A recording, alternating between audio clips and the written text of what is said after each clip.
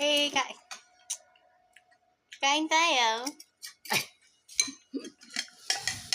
Ang ulam namin ay syempre bagong luto. Alam mo, baki kong natabangan sa mulok yan. Nilagyan niya asin. Mulok. Kulang-kulang kasi si Butanding. Ano din kasi si Butanding kanina.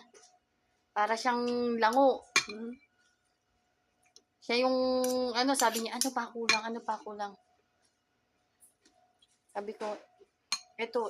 Sabi niya, may kulang. Tinikman lang niya. Tiga-tikim lang naman siya.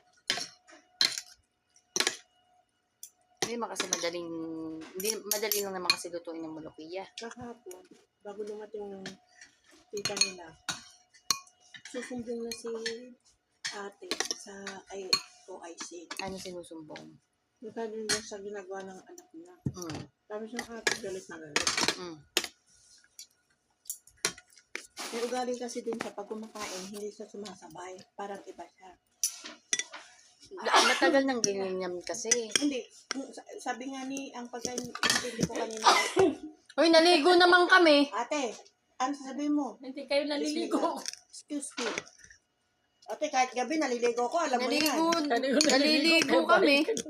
Kahit gabi, madaling araw Naliligo na. kayo. Naliligo ako.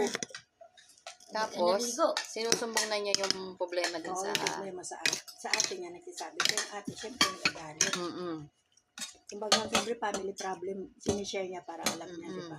Hindi rin kasi kaya siguro. Wala rin magawa si ate. Hindi, magsalita rin sa kapatid. Ano sinabi? Dahil sa ginagawa ni Tano, Mm. against sila.